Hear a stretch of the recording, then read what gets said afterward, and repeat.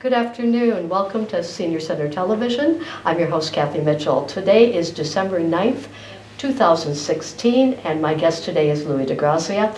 Louis, welcome. Thank you. We're going to really talk at length about your classes today, since this is what you do at the center. But before we do that, let's have some biographical information, okay? Why don't you tell the audience where you're from, your education, what you did before you retired?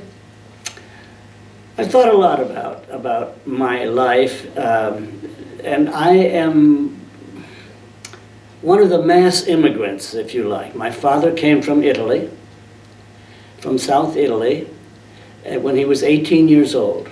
And I went to Ellis Island, in fact, to get all the documents, which were really fascinating. But I was born in Pennsylvania because he worked in the coal mines. And when I was 4, we moved to Michigan. Michigan is what I consider home. Dearborn, Michigan, which is now predominantly Arab. Anyway, I went to school there and then went to the University of Michigan and majored in something, and I don't know why. I majored in math and physics, graduated in math and physics. And I was so dumb in it, really dumb in it, that I became a theologian. and how that happened is also interesting. But I graduated from Michigan on a Friday. I was in the Army the following Monday because I did what was possible in those days, volunteered for the draft. I didn't want to join the Army, but I volunteered for the draft so that I could get the GI Bill. Okay. They were cutting it out. And had I waited to be drafted, I would not have gotten it. And that was one of the wisest things I did in my life because the GI Bill sent me to seminary, at least paid for seminary. How did I get to seminary? That's a fascinating question. On the way back from Germany, where I was stationed, that is, when I was being mustered out of the Army, I was reading a little book by C.S. Lewis called Mere Christianity. And I had been going, my mother had been sort of dragging us to a Pentecostal church, which is very fundamentalistic, which didn't appeal to me very much. But reading C.S. Lewis, I was struck by his, if you like, objectivity. And I said, wow, I had better, and this, by the way, was my, if you like, call to the ministry. I was struck by the way he talked about all the questions that bothered me. God, Jesus, death, suffering, evil. And I said to myself, and again, this was my call to the ministry, I'd better look into this. And so I did. I wrote to Union Seminary, which at the time was the largest Protestant seminary in the United States. And they said, no, we don't think so. Your background doesn't prepare you for this. We don't think you can do this. And it's much too late in the application process. I said, okay. I was working at a summer camp, and one of the other counselors said to me, oh, you know, there's a seminary where I go to school. I said, oh, where's that? She said, Oberlin. Oh, yes, sure. I said, oh. So I wrote to Oberlin. They said the same thing. It's too late. You're not ready for this. But if you will join a church, and I wasn't a member of a church, if you will take a test, reading a series of books that we give you, we will admit you on probation. And if it doesn't work out, and we don't think it will, we'll just let you go. I said, okay. So I did all those things, which was really kind of funny. I ran to a Methodist minister, which was close by, and I had known him 12 years before. And I said to him, do you remember me? And he said, well, yes, I do. I said, well, you have to do something for me real quick. Make me a member of your church this Sunday. You just don't do that. No, you don't. You know, you go through a series of classes and so forth. That's right. But he laughed, and he did. And so I went to Oberlin, and, you know, ready to be let go. But it was clear in about 3 weeks that I was the best student in the seminary. And I was really disappointed. I mean, deeply disappointed. I said, wait a minute. This is a graduate school. I have never had a class in religion or philosophy in my life. And I'm the best student here? Who are these people? And I mean, I said that because I was not a bad student. Yeah. I was not dumb, but I was not a brilliant student either. I was always with the really good students, but I wasn't one of them. And so that's why I was so deeply disappointed. But I met a professor there who became my mentor, and I said, this is what I want to do. This is what I want to be. And so I spent 4 years at Oberlin, and then went, after a year of study in Germany, I went to Drew University in New Jersey for the PhD in systematic and contemporary theology.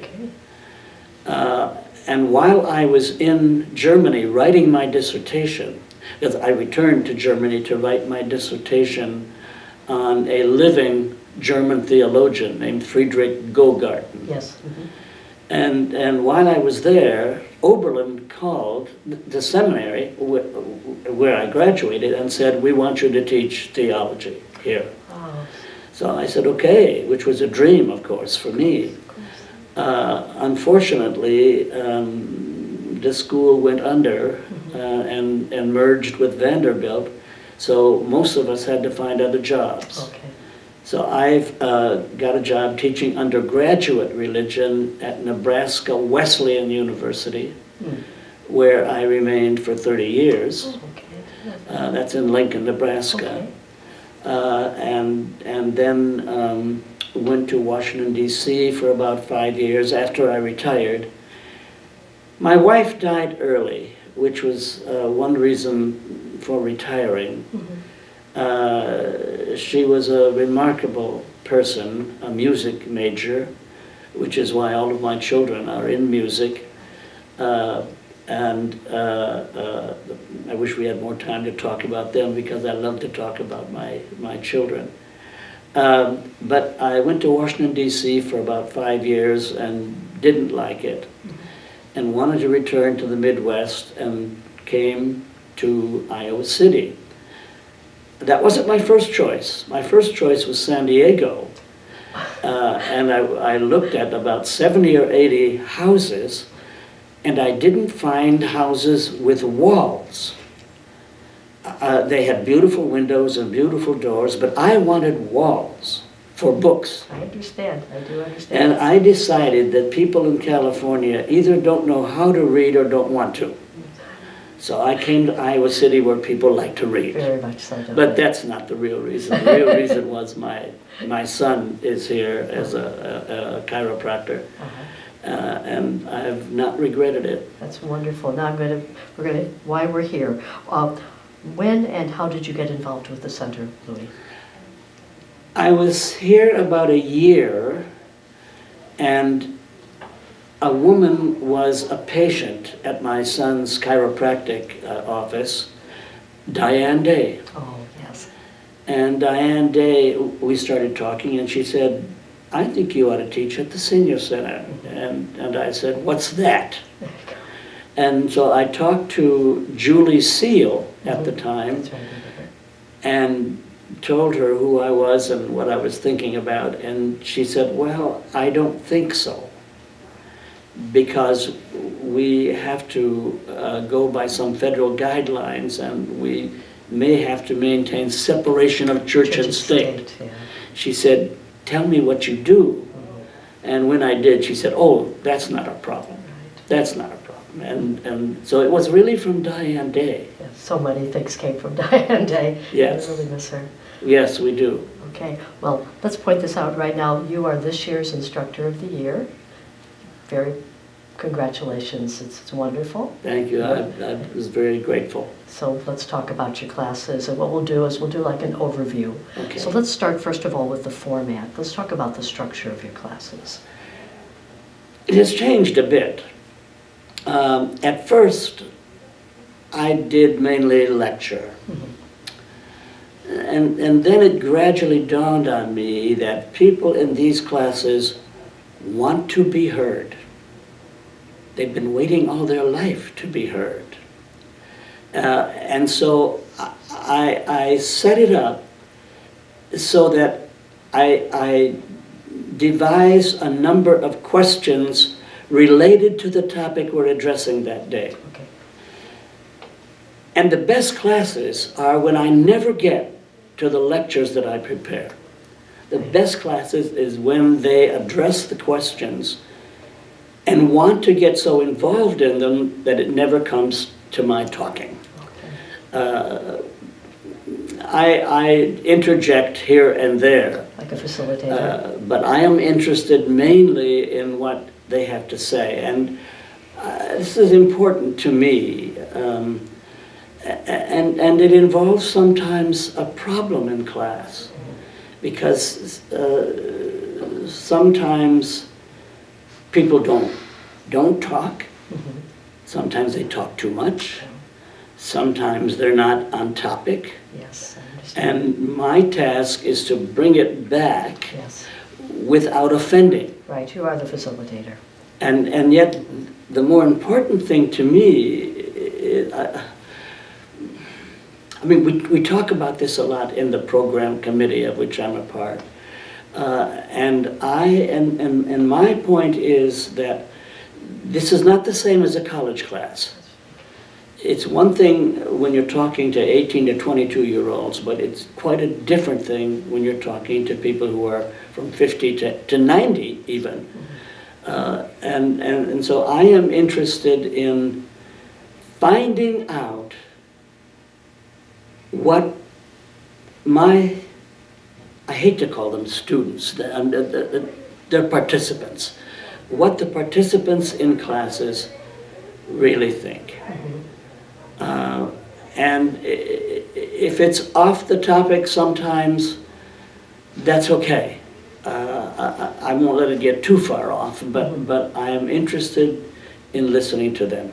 Okay, well, let's talk about the topics. When you are selecting topics, because you and I know, because I also have a background in religion, it can be very controversial at times and cause a real controversy, a little divisiveness, some lively conversation. Do you on purpose select topics that you know will bring up controversy and a lively conversation, or does it just sort of naturally flow that way? That's such a nice question. I know that there are some people, and I know who they are because they tell me, who don't come to my classes because not only is the topic controversial, but I am controversial. That is to say, my point of view. I'm a theological maverick, and I know that. And I mean, it's something that I've come to throughout my life. I was surprised when my fellow students in the seminary thought I was a fundamentalist. I didn't even know what I was. Maybe I was a fundamentalist. As a matter of fact, I'll tell you a little story, that my first semester in seminary, we had a rather big social event. It was a Christmas party. And we all knew each other because Oberlin was a small seminary. And they said, yeah, DeGrazia was going to leave us at the end of the semester. Because he thought we were too liberal, until he found out that the last book in the Old Testament was written by the Italian prophet Malachi. Malachi. Malachi, that's good. And then he decided to stay. Yes. Okay, so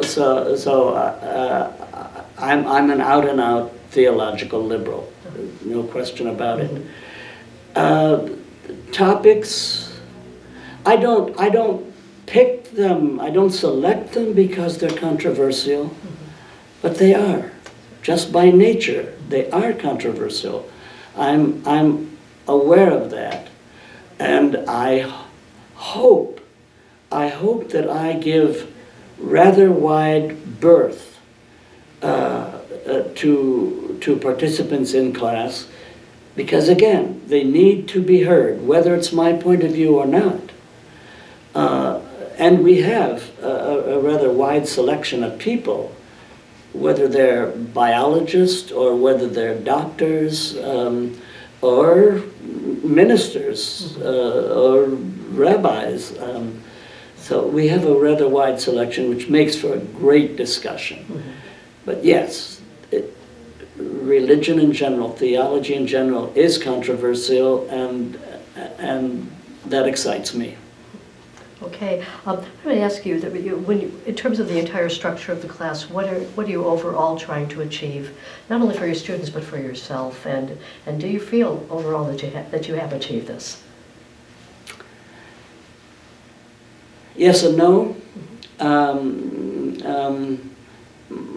I can't say much of the time, but often I carry on a kind of self-criticism, a critique, and say, did I achieve that today? Did I not? So that's a constant. I do that constantly, and it also has to do with the selection of classes.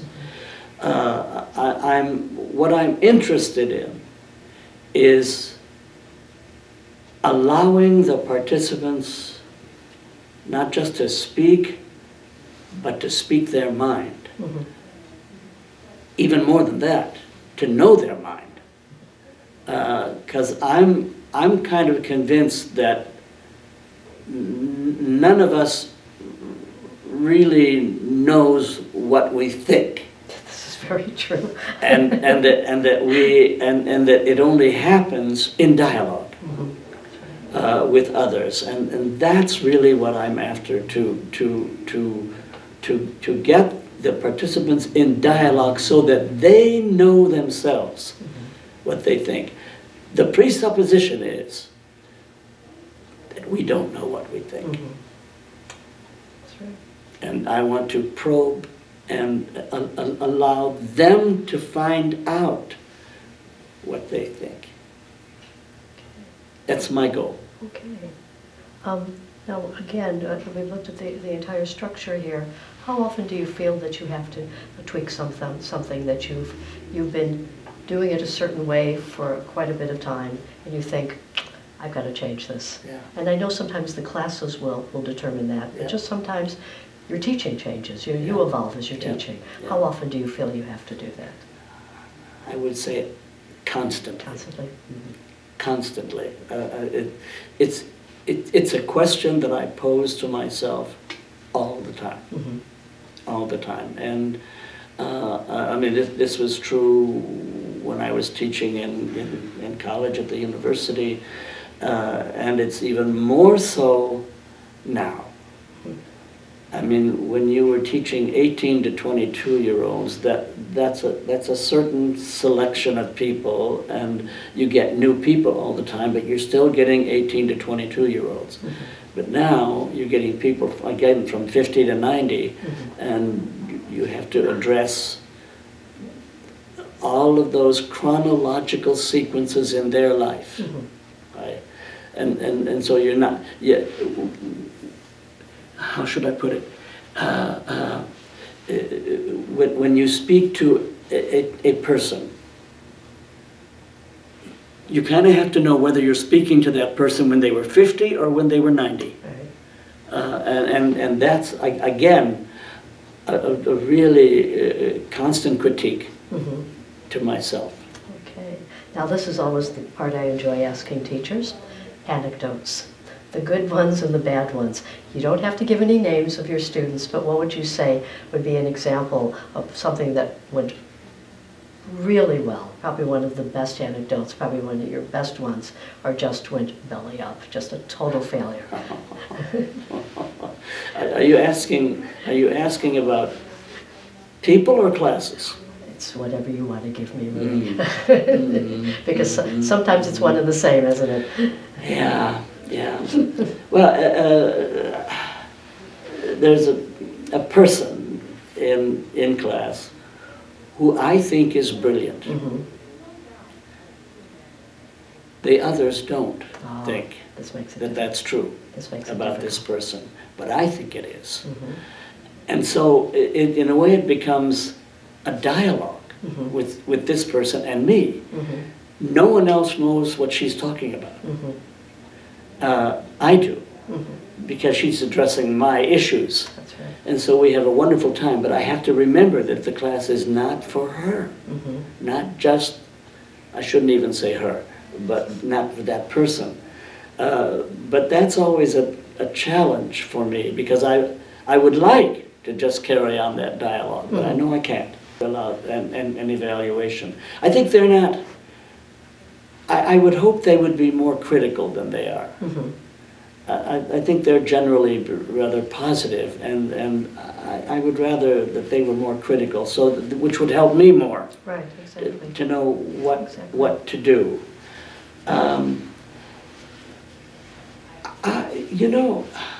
I think in general, I would have to say the courses have been, for me, really positive. Okay. And I think it's because of the makeup of the course, the class, the people in it. Okay. I am forever amazed at the discussion, and often feel, whoa, these people know more than I do, and which always fascinates me, and I love to, in a sense, switch roles, to see them as the instructor. And me as the student. But I would say, in general, I'm just overwhelmed with the participants and their interest. I mean, I almost hesitate to say this, but it's been an extremely positive experience here. Okay. Well, this leads me, because you just alluded to this, the makeup of your class. Yeah. In terms of balance of gender, in terms of age, in terms of educational background, are you seeing, is there a larger group? I mean, are you seeing more women who are ages 50 to 60, or more men who are 60 to 75, or more professionals? Are you noticing a particular breakdown of your I classes? think in general there's about 2/3 women and 1/3 men, but I'm surprised. I thought it would be an even greater number of women. So I'm surprised how many men are in there, and sometimes there's even a greater percentage of men. I have younger folks coming in my class who are not seniors, who want to come in and be a part of that discussion, and that's lovely, of course, for me. I don't notice any change. I think the numbers are fairly similar, but I think when I think about that question, I think the majority of people are in their 70s. They are, okay. Is what I see. But the surprising thing to me, I mean, not a question of age, is how bright and sharp they are, whatever the age, and I don't see any lessening of interest or capacity as they get older. Okay. I don't see that. In fact, I might even say this, that the most discerning questions come from those who are over 70, which kind of surprises me. Yeah, and surprises the class as well. Yeah. So we know that you get those end of term, written feedbacks, but throughout the class, what kind of feedback do you get from your students that can be very helpful to you to maintaining a very good, consistent, and positive classroom, like you say you've been having? You've had very good luck here, haven't you? Yeah, I'm surprised how many people take the class, which is why, maybe, I don't know, 6 or 7 years ago, we went to 2 sessions. 2 sessions, right. A morning and afternoon one. It's interesting to me that, I shouldn't say this, the morning class is usually more, what should I say? I can't say discerning, that's not the right word, but they're more lively. Mm-hmm. I mean, maybe it's because people take a nap in the afternoon, people at this age. No, we went to 2 sections, which I think is a good idea. And we have, close to 60 people signing up, which is a good number. And it brings people into the center, which really pleases me. Yes. I think it doesn't. I mean, the answer to your question doesn't happen specifically. They don't say, "Okay, we need to do this or we need to do that," but it happens in the questions they ask. Right. And I listen to those questions and I try to say to myself, "What are they asking? Mm-hmm. What are they saying? How can I change what I'm doing to address those issues more directly?" Mm-hmm. And I would say sometimes it's clear that I'm not addressing the issues that they want. Mm-hmm. That's clear to me sometimes, and that does affect what I do. We're ready to end this interview, Louis. What do you want to say? How do you want to end it? I just want to thank the center for what it has done for my life, what it has done for the life of my mind, which I thought would be, over in retirement.